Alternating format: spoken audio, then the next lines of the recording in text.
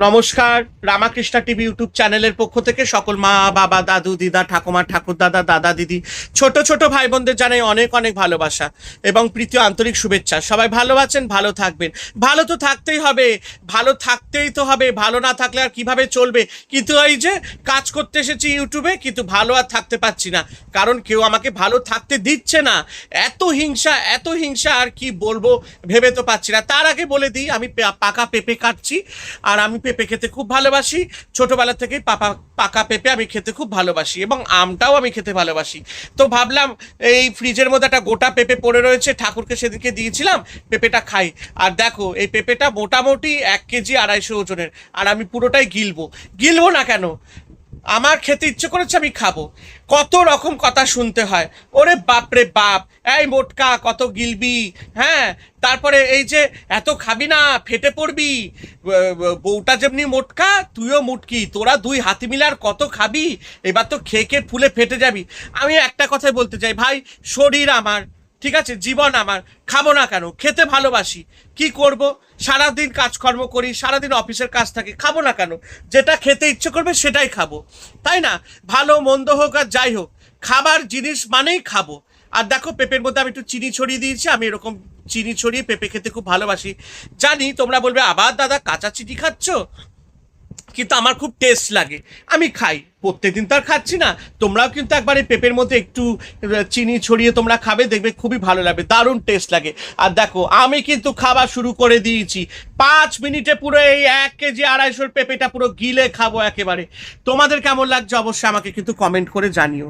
আর একটাই কথা বলবো বন্ধুরা, তোমরা আমাকে ভালোবাসা দিয়েছো, তাই জন্য আজকে আমি এখানে টিকে রয়েছি। কিন্তু তোমরা যদি আমাকে ভালোবাসার বদলে যদি তোমরা আমাকে যদি সারাক্ষণ যদি মন্তব্য করো, বাজে বাজে কথা বলো, কেমন লাগে বলো তো? আমার তো একটা খারাপ পরিস্থিতির মধ্যে দিয়ে আমি যাচ্ছি, তাই না? কিন্তু তার মধ্যে আমি লড়াই করছি, লড়াই করে আমাকে জিততে হবে। কিন্তু সেই লড়াইতে তোমরা যদি আমার সহযোগিতা না করো তাহলে কি করে চলে বলো তো? আমি তো ভীষণ অসহায় পড়েছি, কারণ আমার অনেক রকম স্ট্রাগলিং চলছে, অনেক রকম ফাইট চলছে। আমাকে সেই ফাইটগুলো মানে কি বলবো, একদম লড়তে তো একদম হচ্ছেই হচ্ছে, তাই না? আর জীবন যুদ্ধ তো লড়তেই হবে, নিজেকে নিজেকে এগিয়ে নিয়ে গেলে তোমাকে তো লড়াই করতেই হবে, তাই না? কিন্তু আমি সবসময় সৎ পথে লড়াই করি, কারণ আমি জানি আমি নিজে ঠিক থাকলে সব ঠিক, কারোর কথা আমার কিছু যায় আসে না। কিন্তু মাঝে মাঝে মনটা খুব খারাপ হয়ে যায়, যেই দেখি একটু ভালো মন্দ, একটু যখনই মনে হয় একটু কিছু খাবার নিয়ে ভিডিও করব বা একটু খাবো তোমাদের সাথে শেয়ার করব, অমনি কিছু আছে মরণ দশা, সেগুলো এসে আমাকে যাচ্ছে তাই করে বলতে থাকে, চেনা নেই জানা নেই।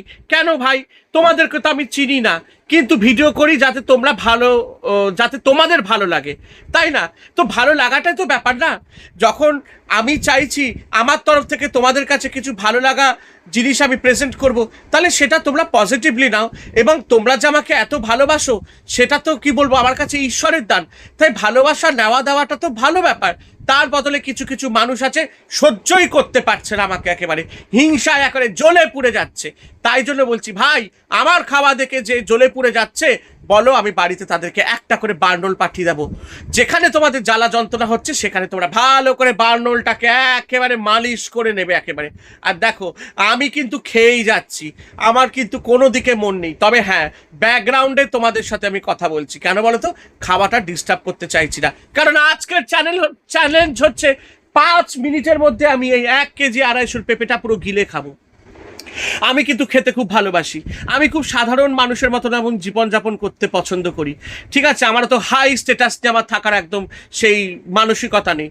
তাই বলি যে দেখুন, আমি তো সবসময় চেষ্টা করি আমার সিম্পল লাইফটাকে প্রেজেন্ট করার, শো করার, যাতে আপনাদের ভালো লাগে, তাই না? কিন্তু যারা যারা ভালোবাসা দিচ্ছে তাদেরকে তো অসংখ্য ধন্যবাদ। তাদের ভালোবাসার মানে কি বলবো, কোনো তুলনা হয় না। অনেককেই পেয়েছি যারা আমাকে খুব ভালোবাসে, আর অনেক এলিপেথি আছে যারা আমাকে একদম সহ্য করতে পারে না, দিনের পর দিন আমাকে এবং আমার স্ত্রীকে যাচ্ছে তাই করে বলে যাচ্ছে। তো ভাই আমি বলি, ভাই আমার বউকে গালাগাল দিয়ে কী লাভ আছে, আমাকে গালাগাল দিয়ে কী লাভ আছে? আমি আপনাদের কোন বাড়া ভাতে মই টেনেছি ভাই? আপনারা নিজে ভালো থাকুন, আমাকেও ভালো থাকতে দিন, এবং দেখবেন আপনি যখন ভালো থাকবেন আমিও ভালো থাকবো, আমিও যখন ভালো থাকবো আপনারাও ভালো থাকবেন। কারণ এই প্ল্যাটফর্মটায় আমার আসার একমাত্র কারণ হচ্ছে আমি আমার ভালো মন্দ যা আছে, আমার নিজের লাইফস্টাইলটা আমি এখানে শো করব, ডেলি ব্লগ দেব, ঠিক আছে? আমি যা করি আমি সেগুলো আপনাদের সাথে প্রেজেন্ট করব। অনেকেই আমাকে বলে, বাবা আপনি তো ঠাকুর পুজো করেন, তারপর আবার মাছ মাংস খান। তা আমি একটা কথা বলি ভাই, এই মাছ মাংস খাওয়া নিয়ে এত কেন আপনাদের মানে অসুবিধা? একটা কথা বলুন তো, যারা যারা বলছেন তাদের বাড়িতেও কিন্তু ঠাকুরমশাই এসে অনেকের বাড়িতে নিত্য পুজো করে যায়, আবার অনেকের বাড়িতে মা, তারপরে মাসিরা, বোনেরা, ঠাকুমারা পুজো করে, কিন্তু অথচ সেই মা মাসিরাই ঠাকুর পুজো করে সেই মাছ মাংস কেটে তাদের সংসারে, তাদের সন্তানদের, তাদের স্বামীদের, তাদের সবাই পেট ভরাচ্ছে এবং তারাও খাচ্ছে। কই, তার বেলা তো জাত যাচ্ছে না। আর আমি ঠাকুর পুজো টুজো দিয়ে যদি আমি একটুখানি খাওয়া দাওয়া করি, তাতে আমার জাত চলে যাচ্ছে? আমি সে কি আছে, মনটা পরিষ্কার রাখতে হয়, মন পরিষ্কার সব সময় রাখতে হয়। ঠাকুরের প্রতি ভক্তি শ্রদ্ধাটাই হচ্ছে আসল ব্যাপার, মাছ মাংস খাওয়াটা আসল ব্যাপার নয়। আমার খেতে ইচ্ছে করেছে, আমি খাচ্ছি, ভগবান আমাকে খাওয়াচ্ছেন, আমার ভাগ্যে লেখা আছে আমি এতটুকু খাবো, তো আমি এতটুকুই খাবো। তো আপনার বলাতে আমার কিছু যায় আসে না। যারা আমাকে সত্যি বোঝে, যারা আমাকে সত্যি ভালোবাসে, তাদেরকে অসংখ্য ধন্যবাদ, কারণ তাদের ভালোবাসার জোরেই আজ আমি এই ইউটিউবে টিকে রয়েছি, তাই না? তাই জন্য বলছি, কারণ খাওয়া দাওয়া নিয়ে, কারণ শরীর নিয়ে কোনোদিন মন্তব্য করতে নেই। কেন বলুন তো? এগুলো হচ্ছে ভগবানের দান। আর এটাও ভাবতে হবে, আমি যে একজনকে বলছি, আমি আগে নিজেকে দেখি, আমি নিজে কি, তাই না? যে বাড়িতে বসে আমিষ খাচ্ছে, সে আবার লোকদের গালাগাল দিচ্ছে, তুই আমিষ কেন খাচ্ছিস, তুই তো ফেটে পড়বি। অথচ দেখো তারও কিন্তু চেহারা খুব ভালো, মোটা সোটা। আর মোটা হয়েছি তো কি হয়েছে, আমি তো মোটা হয়েছি তো আমি নিজেকে খুব হ্যাপি বলে মনে করি। তো কি করব বলুন, ভগবান যাকে যেভাবে সৃষ্টি করেছে, আমি যদি মোটা তো মোটা, খুব ভালো কথা, আমার স্ত্রী যদি মোটা তো মোটা, ভালো কথা।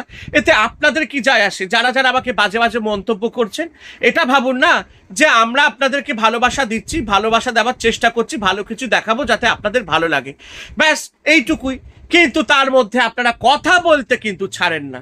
ওরে বাপ রে বাপ, মানে যখন যেরকম পাচ্ছেন আমাকে এখন ধুইয়ে দিচ্ছেন, এটা করবেন না। বুঝতে পেরেছেন তো? আমি যা করি একদম নিজের মনের আনন্দে করি। সবাই ভালো থাকবেন।